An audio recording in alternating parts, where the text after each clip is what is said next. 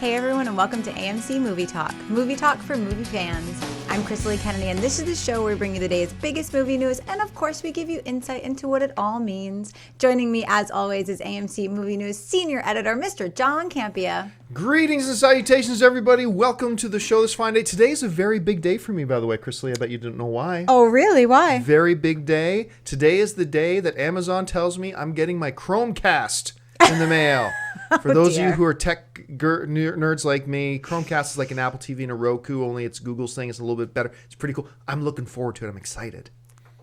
Only you. Yeah, only me. You. Well, let's get started. Yo-ho, in my best pirate voice. It doesn't look like it'll be Pirates Life for Johnny Depp in 2015 after all. The newest installment of the Pirates of the Caribbean franchise, Pirates of the Caribbean, Dead Men Tell No Tales, was set to hit AMC theaters on July 10th, 2015.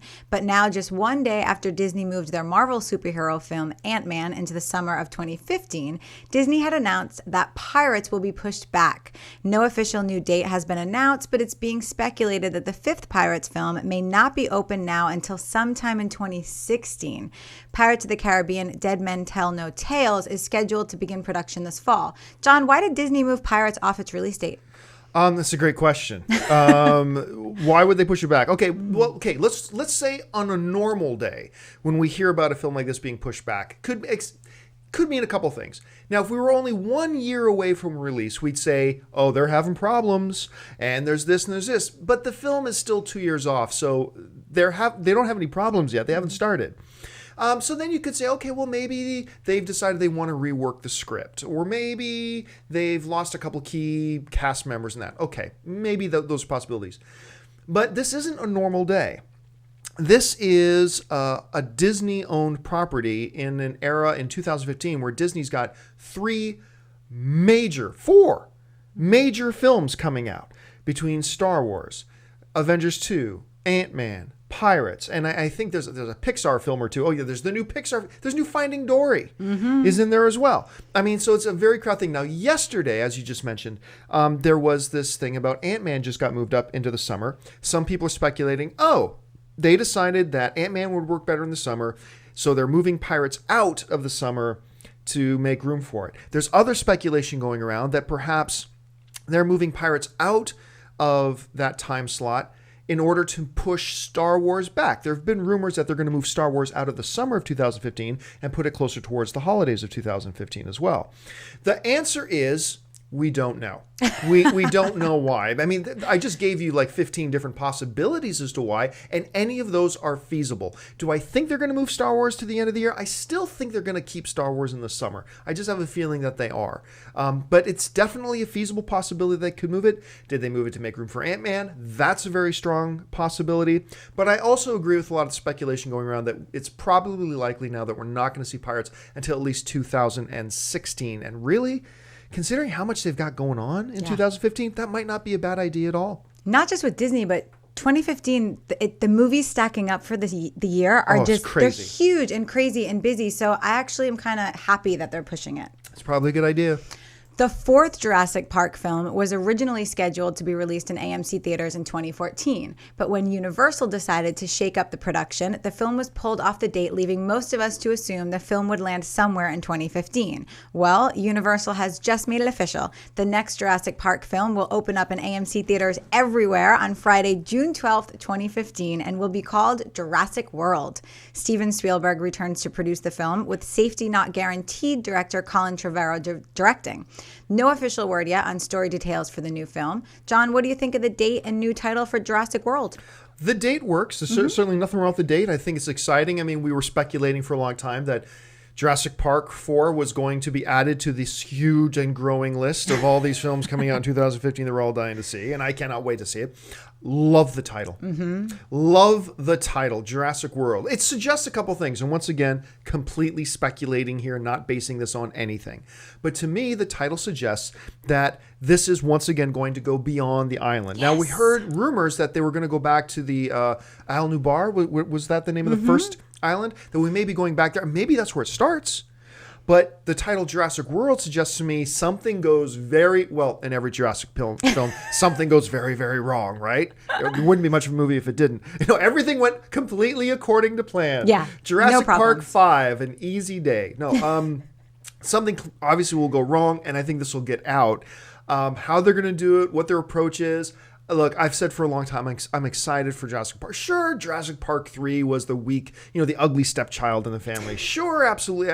But it's still giant dinosaurs marching around and eating people. Come on. You don't have a pulse as a film fan if you're not into this. Well, I mean, not everybody is, but I am. I'm looking forward to it. So it sounds pretty cool. I like your thought process that they're leaving the island because dinosaurs taking over, say, New York.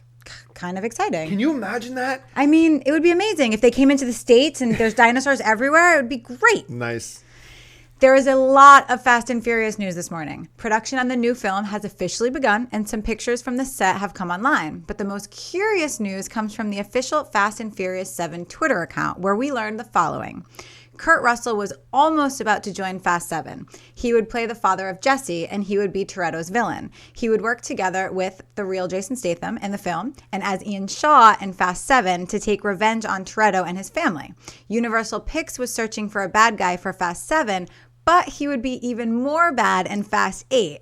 With other words, Fast 7 is not the final part of the Fast and Furious saga. Fast 8 is also planned, but no release yet.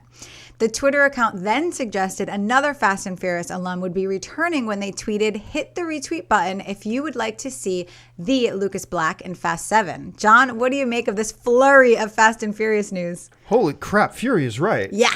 Like, get it? Furious news? This is a flurry of news. Okay, let's start with the first thing they said in their Twitter. Okay, Kurt Russell was about to start shooting in the film? So does that mean Kurt Russell... Okay, wait a minute. Are you telling me that Look, we all know that the Fast and Furious scripts are not the backbones of this franchise, right? What? But are you telling me your script is so loose that you can just, last second we're removing an entire big character and we just plod along as normal? Okay, are you saying that Kurt Russell is gone? Now, and that's what it sounds like to me. Yeah. Now, we haven't heard anybody come out and clarify this, but Kurt Russell's gone, and then he goes on to say, we thought he'd be a good bad guy for number 7, but we think he'll be even a better bad guy for number 8.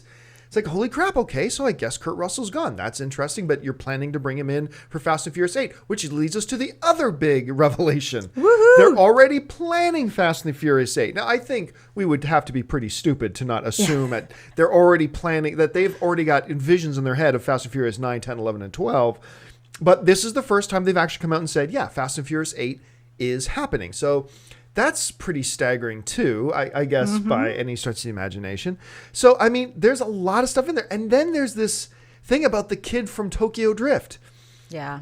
Which was, look, I think the first 3 Fast and Furious movies were abysmal. The first one was just a blatant Point Break ripoff. The second 2 were just garbage, in my opinion. I know a lot of people who like them, and that's cool if you do. I'm just saying, for me, total trash. And I thought the third Tokyo Drift was the weakest of all of them. Yeah. But it makes sense if they're actually look, and they're not tweeting, hey, retweet if you think we should bring this guy back. You're already shooting the movie. You already know if you're bringing him back. Yeah. So, who knows? Yesterday they thought Kurt Russell was going to be there. But it does seem to make sense. I mean, they've been bringing more and more alum into the films as the films go along. It completely makes sense for them to bring along. So, an awful lot said in a very apparently simple set of tweets. Mm-hmm. This is the one franchise I do not get sick of. Tokyo Drift, I agree. Weakest link, not my favorite. But this is the one franchise, bring me more. I love it. I'm telling you, after Fast and Furious 3, I went in to watch Fast and Furious 4 because it was my job to go in to watch Fast and Furious 4. And I walked out going, that wasn't all that bad. It's fun. That was pretty. And then Fast and the Furious 5 came out. I was like, holy crap, that was awesome. And then Fast 6 came out and it kicked our asses again. Yeah. So I'm excited for Fast. I never would have thought I would say that. After Fast and Furious 1, 2, and 3, never thought I'd catch myself saying, so looking forward to the next Fast and Furious. But that's what I do now every year. So fun. Yeah. Those of you who are looking forward to the next installment of Mortal Instruments franchise, like myself, may have to brace yourself for some disappointment. It's being reported that production on the sequel to the Mortal Instruments, City of Bones, has been pushed back indefinitely as the production company tries to figure out a way to reposition the film in the current marketplace. John, are you surprised by the sudden cancellation of production on the Mortal Instruments sequel? Well, you know that I'm not. We were just talking about this. I'm so sad. Okay, so when did we do we did our show together Monday, right? Monday. So true story. Monday, Chrisley and I do the show, and after the show's done, we're chatting. She's like, "Oh, hey, I saw the casting call for the next Mortal Instruments movie because apparently the casting call went out. They're pulling." And I said, I looked at her. I looked right at you, and I said, "It ain't gonna happen." I was so sad. And Chrisley was like, "No. I saw the cast. If the casting call is out, they're doing it." I'm telling you, I don't care if they've already started shooting yesterday. This thing is not going to happen. And then all of a sudden today, we hear the news that the studio. I mean, and look, let's look at this in pure black and white logic, okay? The movie cost $60 million to shoot. Probably spent between, I'm going to take a wild guess and guess probably around $30 million to market it. You're looking at a $90 million film. At a $90 million film, you're probably looking at having to pull in $170 million probably to break even. The film worldwide made about 30 plus, somewhere between 30 and $40 million. Not a good day at the office. I mean, and for anybody, that's a big red flag to put the screeching brakes on any potential sequel because, generally speaking, it was not well received.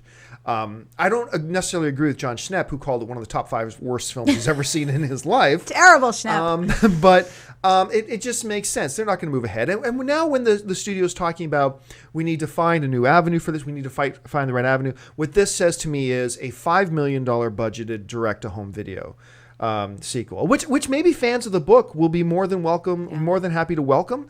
They'll probably just want to see the story continue because I think there's 5 books? I think there's 6. I'm on the 3rd. Books. 6 books in the franchise. So they have a lot of material to cover, but I don't think any of us should be really surprised that this is happening. Maybe disappointed. So disappointed. You know, I hadn't read these books until we went to Comic-Con and we did the press line for Mortal Instruments. And talking to Lily Collins off camera, Lily said that she was obsessed with the character and loved the books. And I am the total market for this movie, and I loved the Twilight series, so I started reading the books. Take a good look, Universal. There is your market. I am your market. Fix it. I did. I've already read 3 books in 2 weeks. So, I mean, it's really that good, and I loved it. And the first movie it is what it is. You know, it's not going to win an Oscar. It's not amazing. But I thought the special effects were great. I thought the movie wasn't bad. And I'm so disappointed. Well, I'm certainly not going to mock you for reading 2 of the books in the last couple of weeks because I've been reading Aquaman. So we all have our vices. I'm a vampire girl.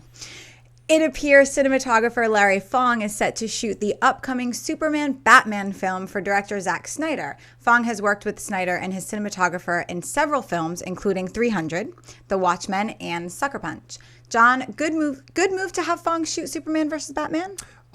Yeah, absolutely. Absolutely. You know, when you think about Zack Snyder's films, one of the things that always comes up in conversations is how good they look. Yeah. Look, I hated Sucker Punch. And that hurts to say because a friend of ours is actually is one of the stars in Sucker Punch, so it's very painful to say that. But I hated that movie. It was terrible. But I always said, turn off the volume.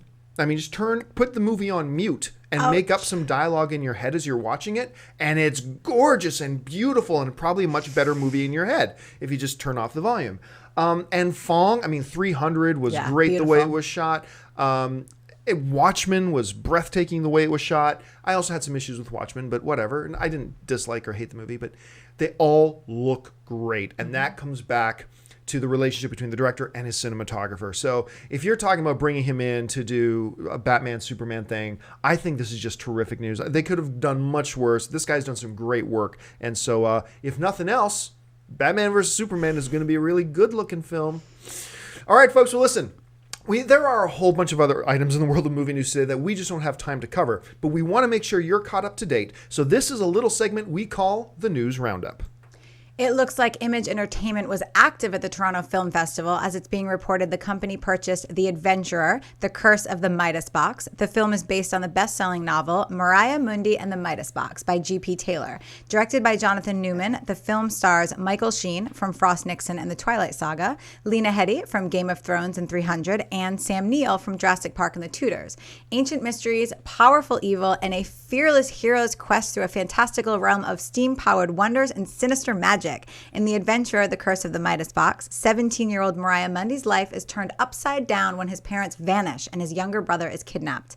Following a trial of clues to the dark, majestic Prince Regent Hotel, Mariah discovers a hidden realm of child-stealing monsters, deadly secrets, and a long-lost artifact that grants limitless wealth, but also devastating supernatural power.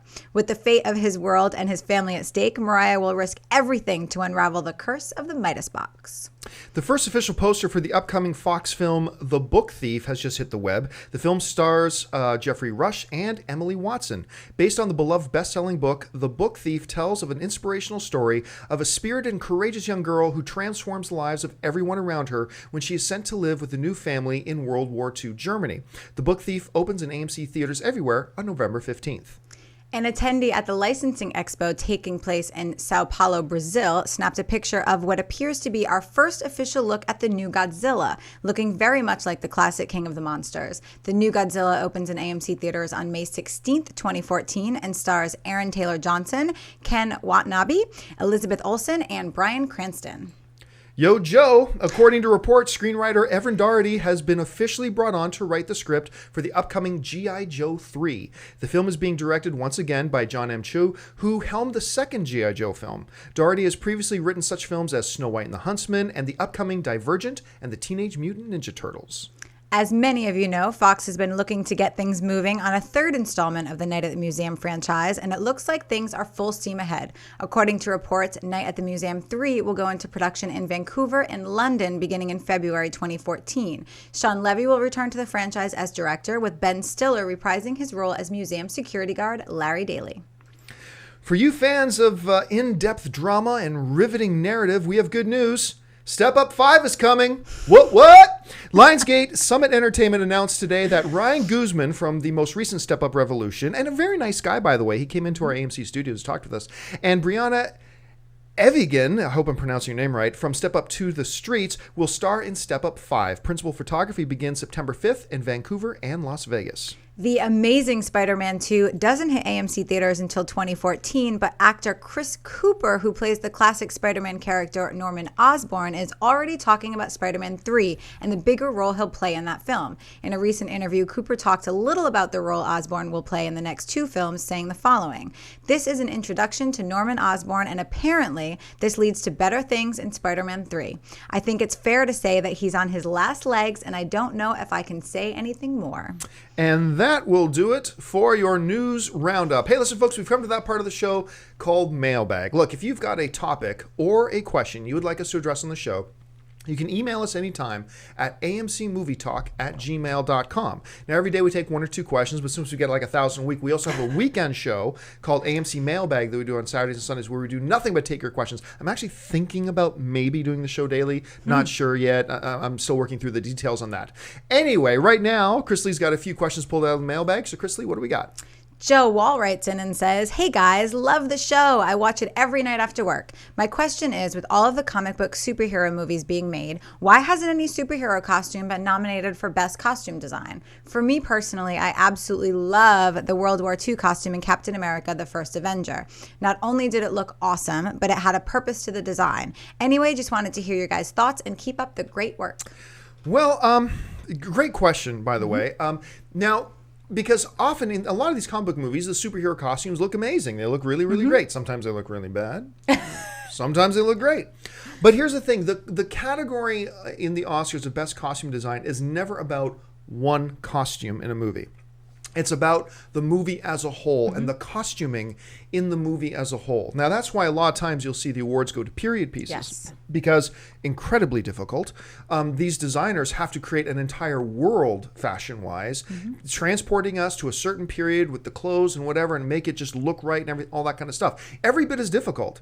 Some would argue even more difficult than like creating the world of the Lord of the Rings, which, by the way, Lord of the Rings: Return of the King did win the Academy Award for Best Costume Design, because you just look at the vastness of that world. So it kind of makes sense that, Captain America's costume looked great, but that was one costume.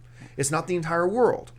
And so a lot of times, like I said, the Academy will look at like more period pieces, things where the entire film has to be costumed and designed. And that's why that happens. But it brings up a really interesting point. Did you know, like we talked the other day about Jack Nicholson, right?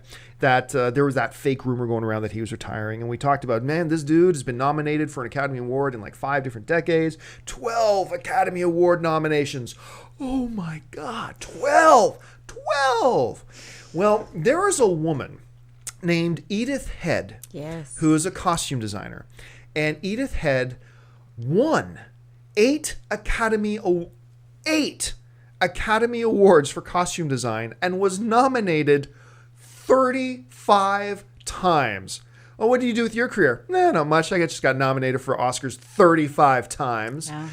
And she was a Hollywood icon. As a matter of fact, Edith, they say, who you can see here on the left, the word is around Disney and Pixar that she was actually the inspiration for the superhero costume designer Edna Mode from The Incredibles.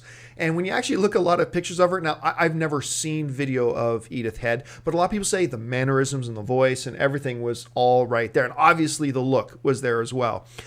So a little bit off topic, but I just really dig these kind of little Hollywood stories. So yeah, the most nominated person in Oscar history, the inspiration, so they say, for that great Incredibles character. Love it. Jerome Girolando writes, "Hey everyone, excellent work. I love the show. I have some questions to ask. One is for a movie show. How come you don't do videos solely dedicated on a movie review? I would like to hear all of your opinions for different films.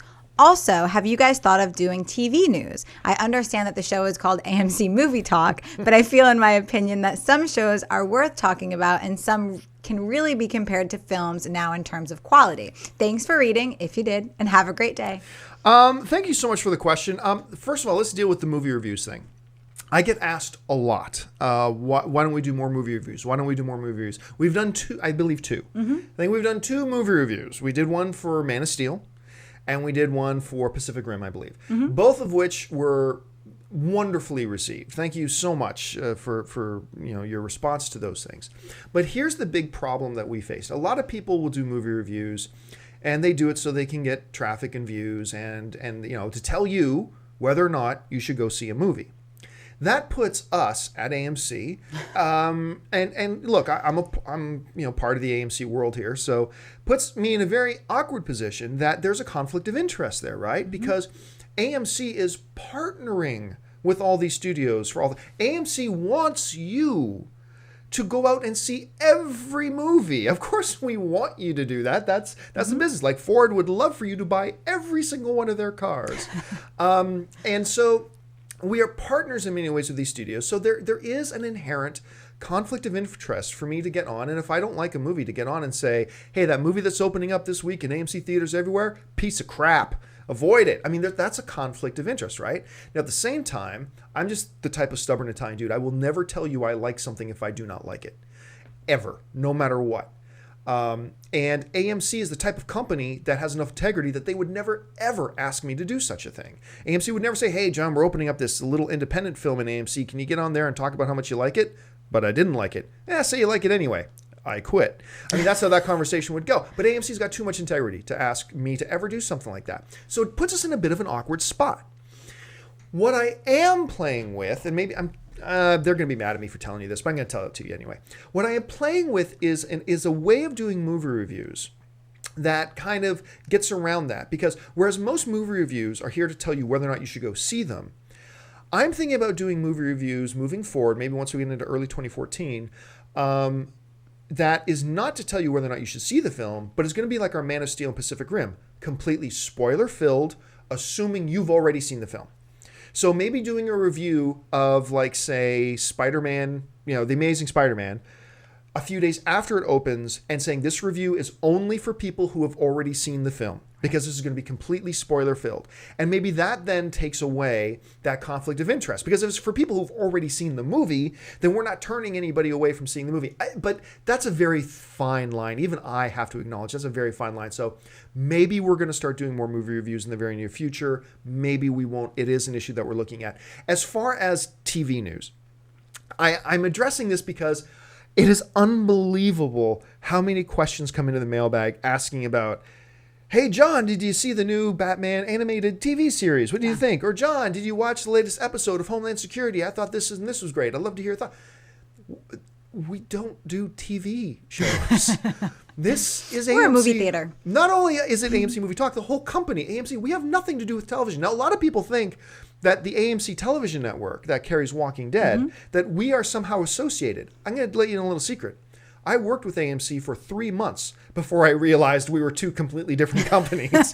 And I even had Anthony Hopkins. I had Anthony Hopkins when I first met him. You mentioned I work with AMC. Oh, yeah, lovely theaters, and I love your television shows and blah, blah, blah. Oh, actually, and I had to tell him we don't make television shows. So AMC as a company has nothing to do with television. And as far as the comment goes about how some television approaches the quality of film, I have to disagree. Television doesn't approach the quality of film. Now, before you start jumping up and down saying John's, hating on TV, not at all. I'm a big TV fan. But they are two completely different things. Now, I've explained this in the show before, but I think it bears repeating.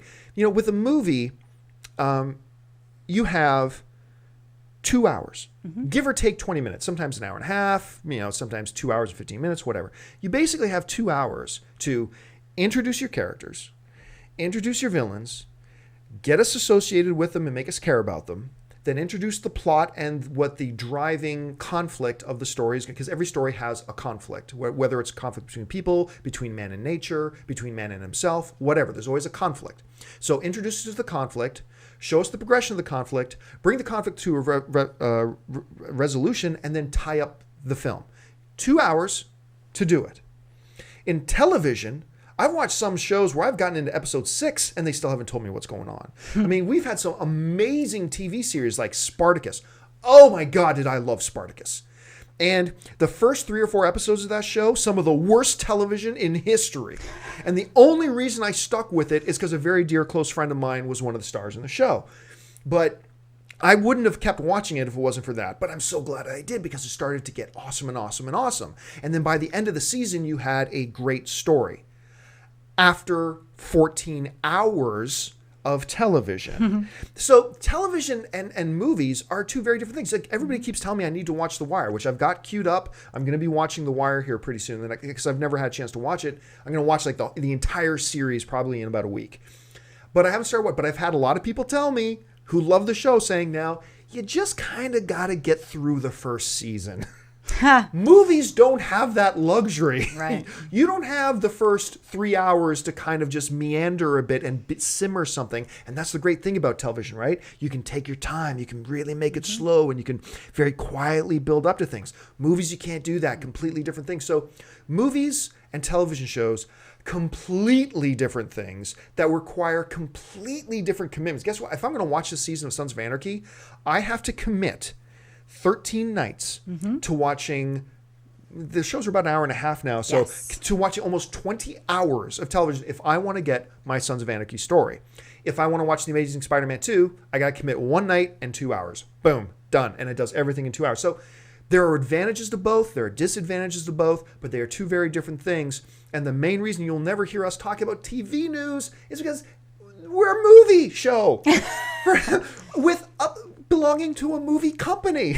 Yeah. So please, guys, I really love the fact that you guys sent in questions, but please, no more questions about television, because that is not what we do. I mean, we might as well be talking about the Syria conflict today, because that's as much associated with us as talking about Sons of Anarchy, even though I mention Sons of Anarchy now and again anyway, because that's what I love. But anyway, that's that.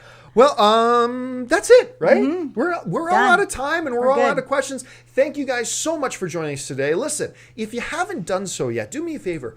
take a second and click on the subscribe button. Become a subscriber to our AMC Movie News YouTube channel. It'll keep you up to date on everything going on in the world of movie news, and of course our daily AMC Movie Talk show and our weekend AMC Mailbag show. Follow us on Facebook, follow us on Twitter. If you want an audio-only version of this episode, look on down in the description of this video and you'll find links to our iTunes and our Stitcher Radio. I want to thank, as always, our lovely host today, Miss Chris Lee Kennedy. Chris Lee, where can people find you online? You guys can find me on Twitter and Instagram at Chris Lee. If I haven't accepted your friend request, it's not because I don't love you, but it's because you guys love me so much that I have no more room.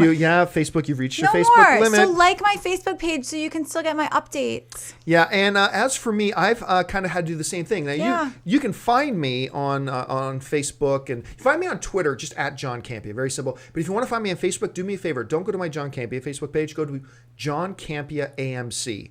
That's the new page where I'm going to be posting all stuff about AMC Movie Talk and AMC Movie News is going to be on there. 1,000 of you guys have already jumped over to there. Thank you so much. But from now on, just add me there. Thanks a lot. That'll do it for us, folks. And listen, lots of great movies playing in the AMC theaters right now. Head on over to www.amctheaters.com for your theater, showtime, and movie ticket information. My name's John Campia, and until next time, bye-bye.